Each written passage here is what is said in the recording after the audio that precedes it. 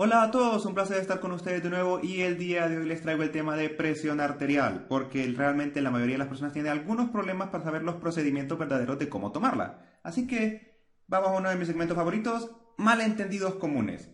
¿Solo existe una manera para tomar la presión arterial? No, existen múltiples, en este video vamos a analizar tres y cada una tiene algunas ventajas y desventajas y algunos son más exactos que otros. Y como siempre, antes de ir a la práctica tenemos que saber un poco de teoría, por ejemplo, qué es la presión arterial realmente. Así que imaginemos una arteria que está llena de sangre y glóbulos rojos. Cada vez que late el corazón, se va a generar una presión contra las paredes de esta arteria. Y a esto lo vamos a llamar la presión o la tensión arterial. Nosotros podemos colocar un medidor encima de esta arteria y medir qué tanta es la verdadera presión que está ejerciendo contra la pared. Nosotros para saber existe una fórmula que se llama la fórmula de la presión arterial, que se define como que el gasto cardíaco, que se multiplica por la resistencia vascular periférica, va a ser nuestra presión. Es muy raro que esta fórmula se utilice en la clínica, pero sirve para algunos conceptos para decir qué causa elevación de la presión arterial y qué la disminuye. ¿Y cómo vamos a medir esta presión arterial? Bueno, vamos a utilizar tres herramientas básicas: un esfigmomanómetro, un estetoscopio y nuestras manos, el instrumento más importante de cada médico. Pero antes de tomar la presión arterial hay que saber algunos detallitos. ¿Recuerdan la fórmula de presión arterial? Bueno, gasto cardíaco también se define como la frecuencia cardíaca y qué tanta sangre está saliendo por latido del corazón por segundo. Así que pequeñas cositas, por ejemplo, que el paciente haya caminado, haya corrido, esté un poco cansado, va a hacer que aumente el pulso y por lo tanto va a aumentar la presión arterial. Así que tenemos que darle un reposo de 3 minutos al paciente sentado o acostado.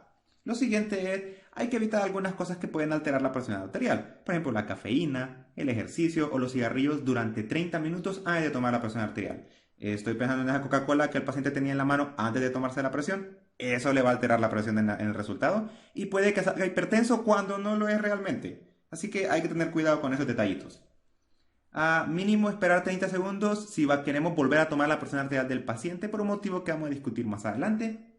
Y el más importante de todos, a mi parecer, calmar al paciente. Si el paciente está nervioso, puede aumentar la presión arterial significativamente. Si lo miramos muy tenso, hay que decir que se calme y espera un par de minutos. Así que tenemos a nuestro paciente tranquilo, hora de tomar la presión arterial. No realmente, falta elegir qué esfigmomanómetro vamos a utilizar. Hay que saber un poco de teoría de eso también. Así que acá tenemos el brazo de un adulto normal, peso adecuado, en el cual usualmente la anchura es de alrededor de 12.5 centímetros. La gran mayoría de esfigmomanómetros que existen son diseñados para esto. Pero si tenemos un paciente que tiene un par de libritas de más, vamos a ocupar un esfigmo especial, en el cual tiene que medir exactamente unos 14.5 o 14 centímetros de anchura. Si no, la presión arterial va a salir extremadamente elevada y sin razón. Lo siguiente es dónde vamos a colocar en el brazo exactamente. Pues hay una sugerencia que siempre tenemos que elegir y colocar 2 traveses de dedo encima de la fosa cubital. Así que colocamos nuestros deditos y encima de esto vamos a colocar nuestro esfigmomanómetro, que tiene que cubrir 2/3 del brazo. Ok, tal vez ustedes sienten que ya tienen que tomar la presión arterial, pero falta otra cosa y es uno de los rumores más grandes de medicina. ¿Brazo derecho o brazo izquierdo? La gran pregunta. Y la respuesta es ambos. ¿Por qué? Porque en teoría la presión arterial entre ambos brazos sí puede variar, pero no tiene que variar más de 10 milímetros de mercurio. Eso significa que si un paciente tiene más de 10 o 15 milímetros de mercurio de diferencia entre brazo derecho y brazo izquierdo, es probable que este paciente tenga un problema en las arterias del brazo, posiblemente un ateroma o, como lo conocemos, una placa de grasita. Y por lo tanto, este paciente ocupa estudios especiales, por lo cual se sugiere a todo paciente hacer la medición en ambos brazos. Si no nosotros notamos esta diferencia, es significativa. Ok, ya quieren tomar la presión del paciente. Casi, solo tenemos que saber algo de la posición del brazo porque inclusive eso altera la presión arterial. Así que hay 3 posiciones básicas para tomar la presión arterial según el ángulo del brazo y como pueden ver puede cambiar hasta 10 puntos dependiendo del ángulo. Así que lo que sugiere la gente es que siempre lo tomemos en un ángulo de unos 30 grados como podemos ver en la parte B, que es lo común. Si nosotros venimos y le tomamos la presión arterial de nuevo al paciente en otro ángulo, va a salir alterado. Y la siguiente sugerencia es siempre tiene que estar sentado o acostado. Si el paciente está parado, la presión diastólica aumenta hasta 6.5 milímetros de mercurio. Ok, yo creo que ya están tensos, pero la buena noticia es que ya podemos tomar la presión arterial al paciente, al fin, y vamos a ver los 3 métodos más comunes para tomar la presión a un paciente.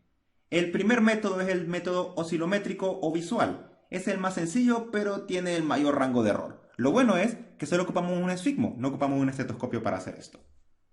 Así que tenemos nuestro brazo y vamos a venir con nuestros deditos y vamos a sentir el pulso radial del paciente.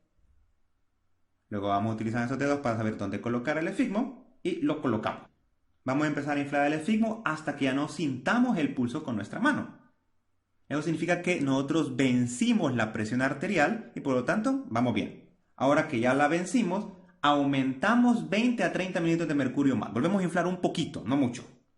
Así que digamos que nosotros dejamos de sentir el pulso a 120. Así que vamos a subirlo hasta 150. Luego desinflamos lento. Y cuando nosotros volvamos a sentir el pulso, en ese momento esa es la presión sistólica. Si nosotros sentimos el pulso cuando de nuevo está en 120, esa es la presión sistólica. Y justamente en ese momento vamos a notar algo curioso con el esfigmo, que la flechita va a empezar a moverse o vibrar. Y eso es común. Así que es posible también en teoría saber que estamos en presión sistólica solamente con la vibración. Y cuando deje de vibrar la flechita, digamos que deja de vibrar en un 80, entonces esa es la presión diastólica. Y como deben imaginar, este método tiene un rango de error bastante grande, porque no hay una manera muy buena de confirmar todos. La presión sistólica, por suerte, la presión sistólica es fácil de confirmar porque se esconde el pulso, pero la diastólica no. Así que este método no se prefiere a menos que en serio no tengan estetoscopio cerca suyo. El siguiente es el método más común, que es el método auscultatorio o auditivo. Es de los más eficientes, pero tiene algunas trampas que le molestan a la gente y ya les voy a explicar por qué. Así que tenemos nuestro brazo de nuestro paciente y esta vez vamos a sentir el pulso en la arteria braquial o humeral. Luego 2 travestis de dedo de nuevo y vamos a colocar nuestro esfigmomanómetro. Ahora vamos a colocar nuestro estetoscopio donde sentimos el pulso previamente braquial o humeral. Y básicamente hacemos lo mismo, empezamos a inflar hasta que dejemos de escuchar el pulso de la arteria. Cuando lo dejemos de escuchar significa que la colapsamos y vamos bien. Y luego aumentamos de nuevo 20 a 30 milímetros de mercurio y empezamos a desinflar lento. Ok, la pregunta acá es, ¿qué significa desinflar lento? Bueno, resulta que cuando uno infla el esfigmo, la presión arterial se eleva hasta 10 milímetros de mercurio y esto puede durar unos 20 segundos. Para evitar aumentar artificialmente estos 10 milímetros de mercurio del paciente, tenemos que desinflarlo a 2 a 3 milímetros de mercurio por segundo, es decir, muy lento. Y ahora tenemos que escuchar atentamente con nuestro estetoscopio. Cuando escuchemos el primer latido o pulso, va a ser bien bajito y luego le van a salir unos ruidos más fuertes. Uno pensaría que el ruido más fuerte es el que lo simboliza, pero no. El primer ruido es la presión sistólica. Luego se va a estabilizar, vamos a escuchar bastante pulso y de repente va a empezar a bajar y se van a amortiguar. Usualmente la gente piensa que cuando se calla todo y no escuchamos nada, esa es la presión diastólica. Pero realmente la presión diastólica es cuando se amortigua todos los ruidos. A veces en algunas personas no se escucha el amortiguamiento y va directamente al silencio y en este caso también es la presión diastólica, lo que suceda primero. Y este es el método más eficiente y sería el mejor de todos si no fuera por un pequeño detalle fisiológico que existe llamado el vacío auscultatorio de Korotkov. Así que si todos los pacientes tuvieran este mecanismo de ruido sería perfecto, pero en muchos pacientes nosotros venimos y cuando escuchamos los primeros ruidos, que esta es la presión sistólica real, de repente tenemos un vacío o silencio que dura de 10 a 20 milímetros de mercurio, y muchos nos confunde eso, y de repente vuelve a comenzar el ruido. Y otra vez se estabiliza. El problema es que si nosotros no escuchamos bien esa presión sistólica real, el primer golpe, entonces vamos a perder 20 puntos de presión arterial. Y eso es muy malo si nosotros estamos buscando un paciente con hipertensión. Así que luego lo demás es lo mismo. Podemos tal vez detectar una presión diastólica normal, pero podemos perder 20 puntos de presión sistólica por este pequeño vacío auscultatorio. Así que para evitar este rango de error del vacío auscultatorio se inventó un tercer método y este es el método auscultatorio palpatorio. Es el más difícil pero el que tiene el menor índice de error.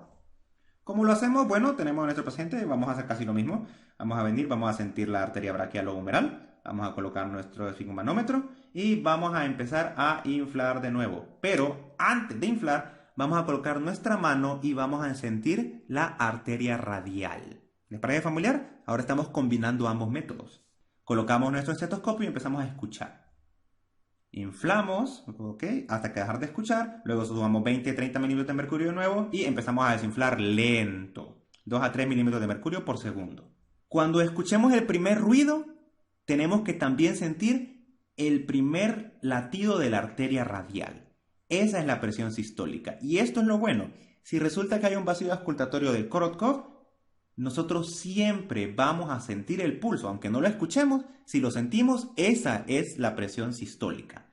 Luego sigue lo normal y cuando se amortigüen los ruidos, esa es la presión diastólica. Por lo tanto, ¿cómo concluimos este método? Es que en este método mixto, la presión sistólica se palpa, hay que tocarla, y la presión diastólica se escucha. ¿Y por qué es el método más complicado? Quiero que se imaginen lo siguiente. Tenemos que tener una mano en el estetoscopio, una mano en la bolsita para inflar el esfigmanómetro, una mano en la arteria radial y una mano en cualquier otra cosa que se nos esté cayendo. Por lo tanto, ocupamos de 3 a 4 brazos y los seres humanos normales tenemos 2. Así que hay que aprender a ser originales para aplicar este método y tenemos que estar muy cómodos nosotros y el paciente también. Por eso es que el método más complejo, porque uno siente que ocupa manos extra. Muchas veces le pide al paciente que le sujete el estetoscopio. Pero esa es alguna de las desventajas, pero definitivamente la presión arterial de este método es la mejor y la más confiable. Algunas pequeñas consideraciones adicionales. Tengan cuidado con esa gabacha blanca. Algunos pacientes tienen lo que se le llama el síndrome de gabacha o bata blanca, en lo que resulta que se ponen tan nerviosos al ver un médico que la presión arterial les sube hasta 40 puntos. Y muchas veces son diagnosticados como que tienen hipertensión arterial, pero cuando se toman la presión en su casa están normales. Así que solo es un pequeño comentario y es muy interesante. Y lo segundo es, también influye la hora del día, que eso también es un poco complejo. Resulta que la presión arterial puede estar 10 o 20 puntos más altos a las 6 de la mañana y a las 6 de la noche, por lo cual colocar ese horario en la historia clínica puede ser de relevancia.